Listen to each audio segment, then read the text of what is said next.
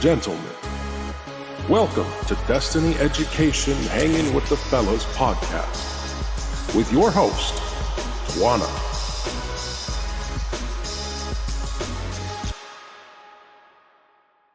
Hey, gentlemen.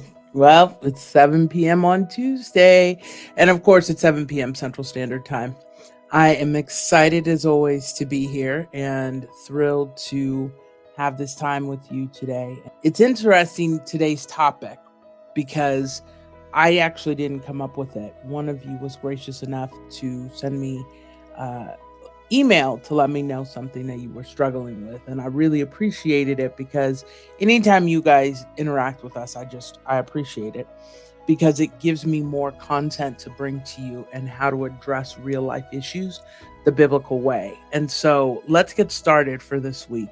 I want to bring out our biblical scripture that we're going to base this on, and it's Proverbs 31, of course. And after I read that to you, I'm going to come back and I'm going to explain to you kind of what the letter was about, what's going on. And then in relationship to that verse, let's go through our discussion. Who can find a virtuous woman? For her price is far above rubies. The heart of her husband doth safely trust in her, so that he shall have no need of spoil. She will do him good and not evil all the days of her life. I know, it sounds impossible. But here's what the email asked about. This particular gentleman was struggling with something because his wife loves to spend money on courses. She takes new classes all the time to learn new things.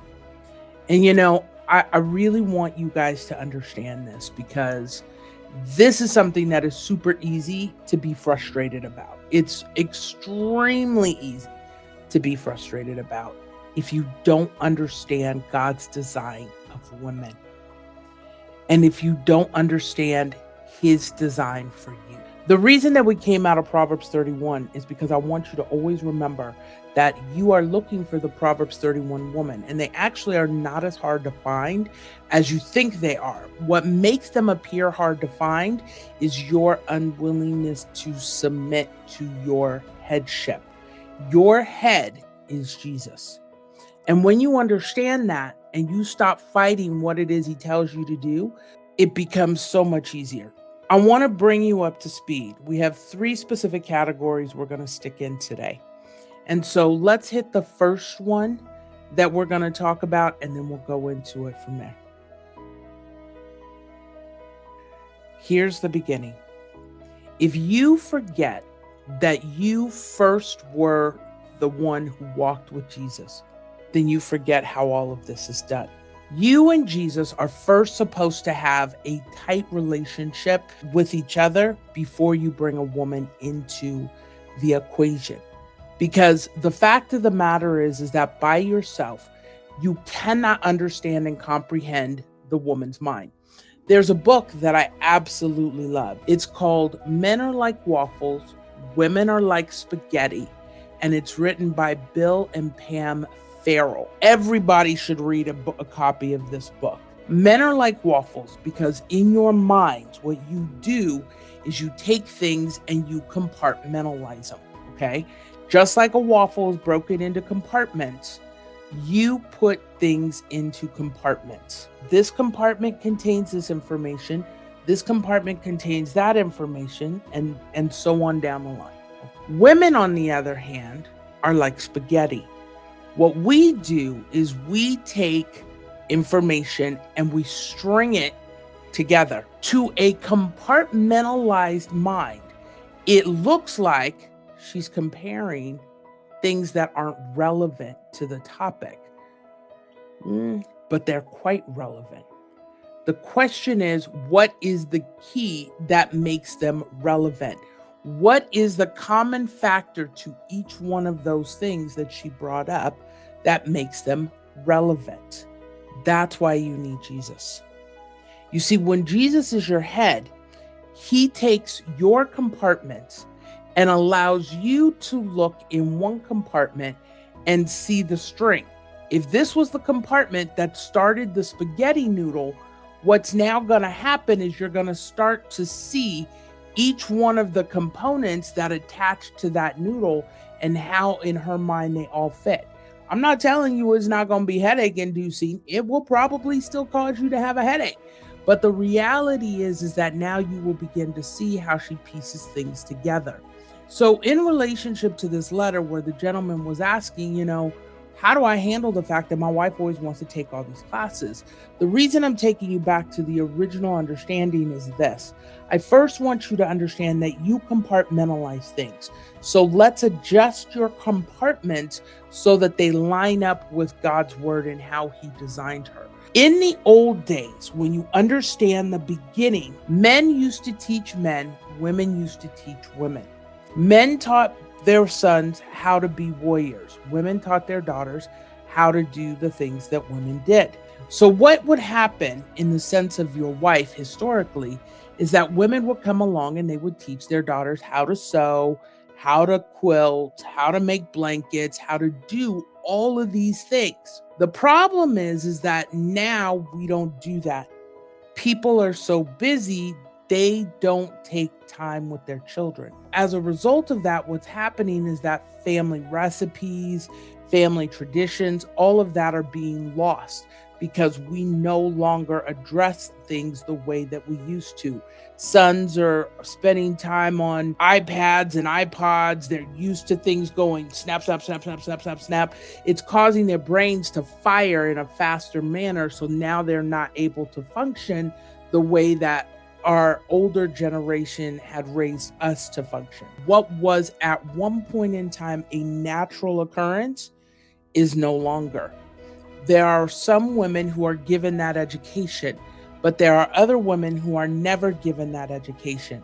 There are some women who are given bits and pieces of information, but they're never given the information from beginning to end. There are some women who have holes in their understanding. They'll understand one aspect of a concept, but they don't understand the entire process that goes along with it. And it's those holes that start to cause that confusion. So where she lacks those holes is where she oftentimes has to go find someone to educate her. And let me tell you why she has to go find someone to educate her. Either you don't care to share it with her, or it's not something that you know. You see, part of the struggle that you guys have is this. You don't often understand that Jesus entrusted you with your wife. Your job is to educate her. If you don't love business, don't marry a woman who does. If you have a fear of starting a company, then don't marry a woman who wants to start a company, because it's going to force you to step outside of your comfort zone. And if you don't want to do that, then don't marry that type of woman. You see, you have to be very clear with yourself about what it is you want. And on that note, let's move to tonight's next topic. Here's what I want you to understand. The Proverbs 31 woman has a different look for each and every male. Some of you are going to love business. Some of you love fashion. Some of you love this. Some of you love everything. Your job is to make sure that you find a woman who aligns with what it is that you ultimately want to do. Because what otherwise happens is that you frustrate her, you slow her down, and you will find that your wife passes away long before her time, because she is so sick and tired, and she begins to feel helpless and hopeless. And once that happens, there's no going back. It becomes hugely problematic. And now the two of you have nothing. That's how you end up in rough spots. That's how marriages tear apart. It's because you don't honor and respect who she is. Women who are especially Proverbs 31 women are not trying to spend your money. They're trying to find ways to bring in extra money into the household. So how do you design a Proverbs 31 woman? Let me help you with this. You already know the foundation. Who can find a virtuous woman? So we already know she's virtuous. Her price is far above rubies. That means she has great value. The heart of her husband doth safely trust in her. so that he shall have no need of spoil. You don't need to go find another woman because she is everything you've ever dreamed of. She will do him good and not evil all the days of her life. That's the foundation. When she has those three things, you already know you have a keeper. Now, how do you know this? She could have interactions with other men all day, every day, and the number one man to her is always going to be you. She will keep it real with you all the time. She'll come to you with honesty. If she was like, "Ooh, I find him quite handsome," you're going to know about it. But here's the thing, and I want you to understand this, because if you don't understand this, you will miss this and you will take it the wrong way. When she comes to you and tells you she found a man attractive, she's not telling you she wants to go someplace else. She's telling you, ooh, he's sexy. And in not keeping that secret, it blows the whole thing out of the water. Now the demon has nothing to work with. Now those evil spirits can't manipulate anything. They can't play in her mind. But you have to choose not to let them play in yours. Because here's why she's telling you that. It's building a bond with you. That is how women bond. They talk. They're not telling you what they're thinking to hurt you. They're telling you what they're thinking to give you the power to succeed. It really is a bonding thing. And I know that this is so foreign to you. So I want to find another way to explain this. Here's the thing. Okay? Come in a little closer. Let's really talk. When a woman loves you, she keeps nothing from you. She doesn't have a reason to. She wants you to know everything. Good, bad, and ugly. She wants you to know. Because if you know, then who do you love? You love the real her. You see, there's no woman in the world who wants to be loved superficially. When it's superficial, they can feel it.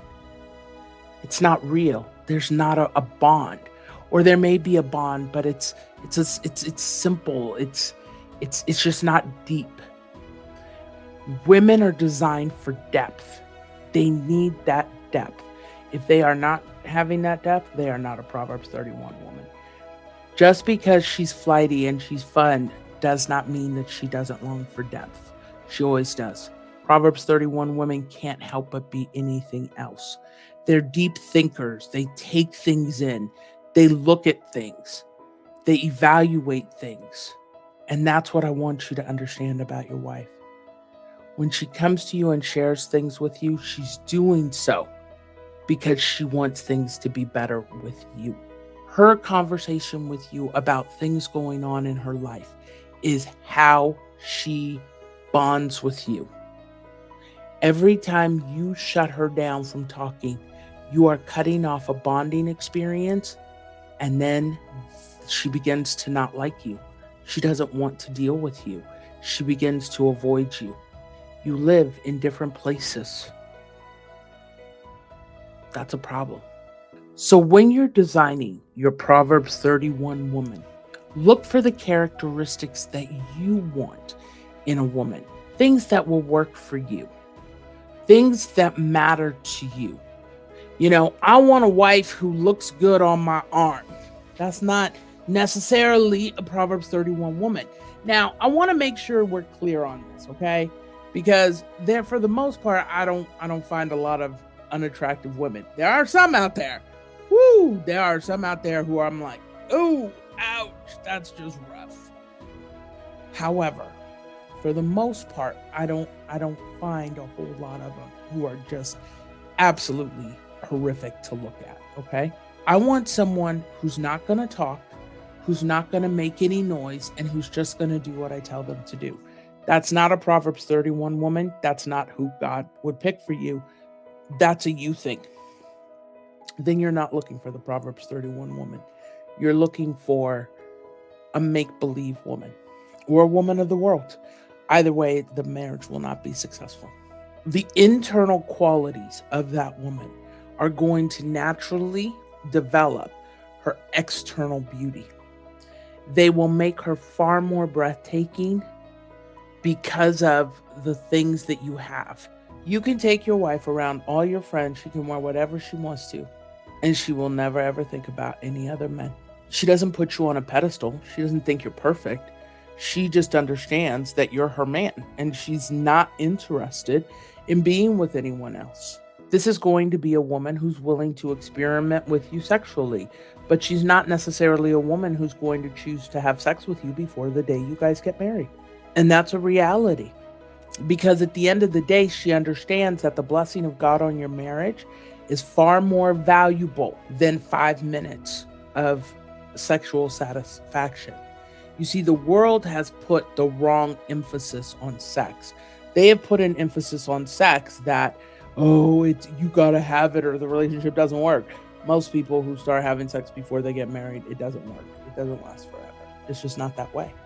You are not God's gift, and she is not God's gift, and she will not expect you to see her as God's gift. What she will expect you, though, is to respect her. And so I want you gentlemen to understand that that's what happens when you're designing your woman. You've got to ask yourself, what is it that I want? What is it that I need?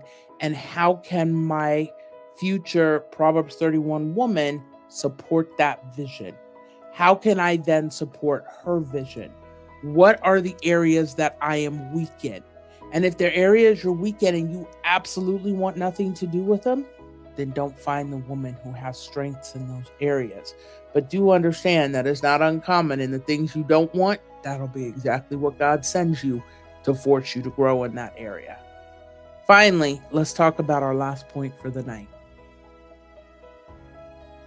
Every TV show you watch, everything has a very contorted and twisted view of what marriage is like and what life is really like. When you're trying to live the biblical way, it's not the same. They're not even two sides of the same coin. They're two different coins. One coin allows for everything, and one coin says there are certain things I don't want to deal with. The worldly marriages and the biblical marriages. And so you've got to get to a point where you stop listening to people who inform you outside of the Bible. Listen, there are going to come times in your marriage where you may have to separate. God doesn't hold separation against you. But what he does hold against you is what you do during that separation. You see, the purpose of separation is for the couple to come back together. It's time for each one of you to go your separate ways and reflect on what it is you're doing within that relationship that's bringing about the demise. You see, sometimes it only takes one person to destroy the marriage. It can be the woman who's single-handedly destroying the marriage. It can be you who's single-handedly destroying the marriage. There only has to be one person. It's not always both people. And I want you to understand that. When it's you, however, it's a higher responsibility, because that means that you are not willing to take your place in line with Jesus. And if you're not willing to do that, that's where the problem is coming in. And that's why you're having the issues with women that you're having. As long as you want to live the world's way, you're going to get beat up. And you're going to avoid the women who are the godly women who would actually get you where you want to go faster. On the other side of that, if you're a messed up man and you don't want to get better, then what you'll do if you end up finding a woman who's a Proverbs 31 woman is that you'll bring her down, because you'll take so much of her energy, you won't realize what it is you're costing her. In your eyes, it'll be, I've given you the greatest life. No, you haven't. You destroyed her life. And the reason that you destroyed her life is because you took everything she loved away from her. I want to tell you a story. There was once a gentleman, he's a male client of mine, was telling me this story. I wanted to remember where it came from. And he had married this woman, and he actually had love for her, but he was not in love with her. Before he married her, this woman would sing through the house, terribly, mind you, she could not sing. Dance all the time, she loved to dance. They spent 15 years together. And the girl she was when he married her and the girl she was at the end of their marriage were not the same. They weren't the same. She was so close to death. and destruction at the end of their marriage. They stayed apart and had no communication for 6 months. It was 6 months to a year. When he saw her 6 months to a year later, she was a completely different person. She was back to the person that he first married. And what he realized was that the way he handled things is what destroyed her. If I recall, he wanted to go back. She was not willing because she remembered the pain of what it was like being with that man. You see, once you have brought somebody to that place of death, they don't want to go back because they remember the atrocity, the hardship, the heartache that went along with it, how much work they put into being successful with you and how much you kept breaking them down. You have to be willing to look at you. Conversely, there are women who will take you and do the same thing. So, here's what I want you to do. I'm going to close up for tonight. I hope you love this one. Here's your takeaway for this tonight. Number one, put yourself in line with the Father. The reason that your wives are spending your money to learn how to do new things is that they are designed that way. That's how they make additional money. It's how they create warmth for their family. It's how they create a beautiful home. Next thing I want you to take away from this is this. You're like a waffle. You compartmentalize everything. She is like spaghetti, which ties everything together. When put together in the right way, it's a beautiful combination. But you first must be surrendered to the headship of Jesus before you can ever make that a success. Next, you get to design what your Proverbs 31 woman looks like. While God will have his way in, put a list of things that you don't want aside and then use that list to create the things that you do want. For a lot of you, you'll get exactly what you asked for. For some of you who have a higher calling on your life, you will get exactly what you didn't want. And then you'll be forced to stay. It will be hard, but it will do wonders for you. It will grow you up in ways you never imagined. It will make you resilient in ways you never imagined. And that's how you'll know you're addressing the masses. Finally, the reason that your wife still continues to take these courses is because she has to learn how to do what she is designed to do. Now, while she does not have to spend $50,000 on a course, it is up to the two of you to discuss what is real and how that course is going to work toward building financial success within the family. You see, if the two of you are not having that conversation, there's a problem. Then you set the family up for failure. That's your issue, not hers. So sit down with her, understand what it is she's missing, teach her. So on that note, I need you to do me a favor. Make sure you hit the like button, the subscribe button, and the notification bell so that you know every time we release a new one. And then leave a comment. Let's have some dialogue about this. What questions were not answered for you? What other ideas would you like us to talk about in relationship to this conversation topic so that we can help you build a family who's going to be, number one, worthy of the Father, demonstrative of who the Father is, and will ultimately give you the greatest level of joy. I look forward to seeing you next week. Bye.